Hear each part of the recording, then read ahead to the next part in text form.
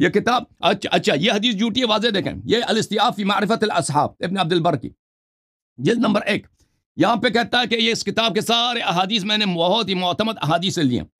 پھر جلد نمبر 2 میں ملاحظہ کریں، یہاں پہ دیکھیں ولا يختلف العلماء الثقات في ان مروان قتل طلحة يومئذ وكان في حزبه، علماء ثقات کا اختلاف ہی نہیں ہے کہ مروان نے طلحہ عشرہ مبشرہ میں سے اس کو قتل کیا۔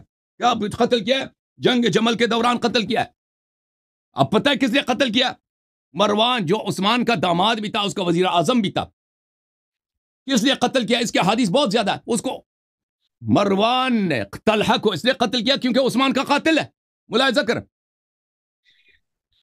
کریں، میں آپ کو احادیث اس کی بہت زیادہ، کتاب المصنف فی الاحادیث والآثار جلد نمبر 6، یہاں پہ کان مروان مع طلحہ فی یوم الجمل فلما اشتکت الحرب قال مروان لا اطلب ثاری بعد اليوم، جب جنگ جمل شروع ہوا ہے تو مروان اور طلحہ ایک ہی لشکر میں تھے، عائشہ کے لشکر میں۔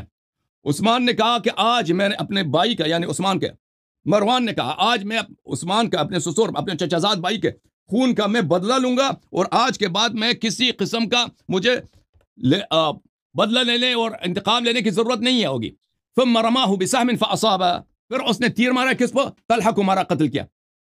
اب آئی یہ تمہارا یہ عشرہ مبشرہ ہے، طلحہ خود عثمان کا قاتل ہے، عائشہ نے خود عثمان کے قتل کا فتویٰ دیا، زبیر خود قاتل ہے۔ بہرحال یہ عشرہ مبشرہ کی حدیث جھوٹی حدیث ہے، باطل حدیث ہے، اور یہ آئے کس لیے تھے؟ عشرہ مبشرہ کی حدیث، اگر یہ جنتی ہوتے تھے امام علی علیہ السلام کی جنگ میں آ جاتے جمل میں۔ اچھا، اب انہوں نے کہا کہ آپ نے قرآن کی آیت یاتی من بعد رسول اسمہ احمد، میرے بعد نبی آئے گا کہ اس کا نام احمد ہوگا، تو نبی صلی اللہ علیہ وسلم نے کہا کہ میرے بعد جو خلفاء آئیں گے اس طرح کے ہوں گے، تو آپ نے کیسے مانا کہ وہ امیڈیٹلی کہاں سے لے لیا؟ پہلی بات یہ، حذیفہ نے کہا کہ اگر میں وہ زمانہ پاؤں تو کیا کروں، تو رسول صلی اللہ علیہ وسلم نے کہا کہ ان کی اطاعت کرنا، ان سے لڑنا نہیں۔ حذیفہ کی وفات ہوئی ہے عثمان کی خلافت میں، اگر یہ دور والے خلفاء ہوتے ہیں نا، رسول صلی اللہ علیہ وسلم کہتا ہے کہ نہیں بھائی یہ تو دور کی بات ہے، یہ 200 سال کے بعد والی بات ہے، آپ اس زمانے کو پاؤ گے نہیں۔ رسول صلی اللہ علیہ وسلم نے حذیفہ سے کیا فرمایا؟ حذیفہ سے فرمایا کہ تم ان کی بات ماننا۔ اس حذیفہ کی وفات کب ہے؟ سنہ 35 عثمان کی خلافت۔ تو یہ پتہ چلا کہ یہ کون تھے جو کافر ہیں، جو نہ سنت پہ نہ ہدایت پر ہیں، ان کی، اور جو شیطان کے روپ میں انسان کے روپ میں شیطان کے روح ظاہر ہوئے، وہ پتہ چلا کہ وہ کون ہے، یہ پتہ چلا نا۔ اچھا، پھر میں اب امیڈیٹلی میں مزید دکھا دوں گا، اور ان کا کفر بھی ثابت ہوگا۔ یہ سنن ترمذی ہے، ادھر دیکھو، یہاں پہ حدیث دیکھو، علی منی وانا منہ وهو ولی کل مؤمن من بعدی، رسول صلی اللہ علیہ وسلم نے کہا علی میرا ہے اور میں اس کا ہوں، اور مؤمن کا ولی ہے میرے بعد۔ یہ کتاب السنہ لابی بکر بن عاصم ہے، ٹھیک ہے نا؟ علی منی وانا منہ وهو ولی کل مؤمن من بعدی، اسناده صحیح، الرجال رجال مسلم، انت منی بمنزلت ہارون من موسیٰ الا انک لست نبیا وانت خلیفتی فی کل مؤمن من بعدی۔ تو خلیفہ کون ہے؟ ہر مؤمن کا ولی نبی صلی اللہ علیہ وسلم کے بعد کون ہے؟ امام علی علیہ السلام ہے، ٹھیک ہے نا؟ یہ اس کے احادیث بہت زیادہ۔ اچھا،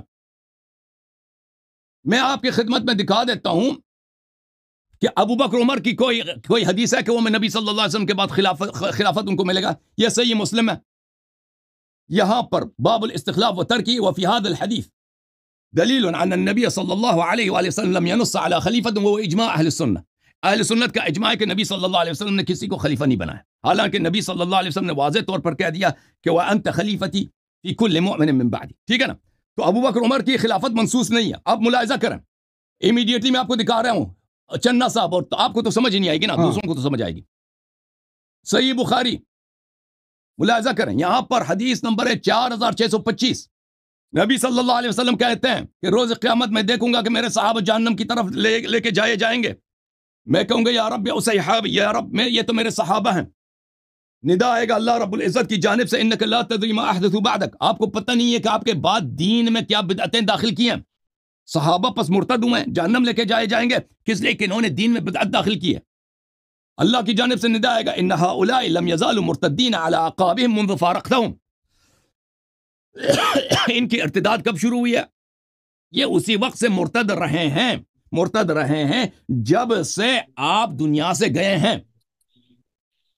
یہ صحابہ جنہوں نے دین میں بدعت داخل کی ہے، قیامت کے دن جہنم لے کے جائیں گے. ان کے ارتداد کس وجہ سے؟ ارتداد اس لیے کہ انہوں نے دین میں بدعت داخل کی ہے.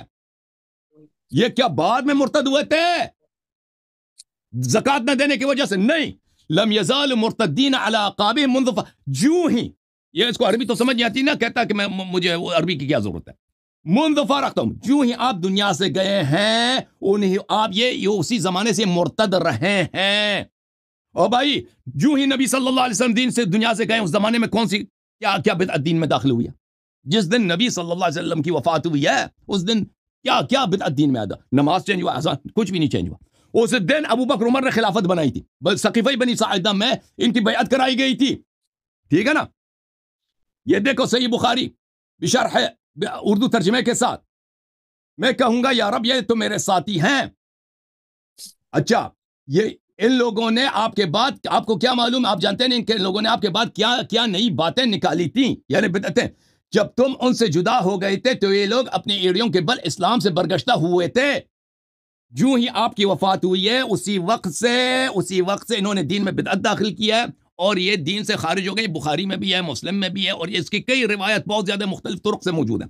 تو ثابت یہ ہوا میرے محترم ناظرین کہ رسول صلی اللہ علیہ وسلم کے وفات کے وقت کوئی اور امیڈیٹسی میں نے دو طرق سے ثابت کیا، حذیفہ کے زندگی سے اور اس طریقے سے بھی ثابت کیا کہ یہ متواتر حدیث ہے، مختلف طرق سے وارد ہوئی ہے کہ یہ بھائی دین میں جو بدعت داخل کی گئی تھی جس کی وجہ سے صحابہ مرتد ہو گئے تھے وہ کیا ہے؟ ابو بکر عمر کی خلافت ہے. وَإِلَّا یہ مجھے بتائیں کہ نبی صلی اللہ علیہ وسلم کے وفات کے بعد وہ کون سی بدعت دین میں داخل ہوئی تھی جس کی وجہ سے صحابہ مرتد ہوئے تھے؟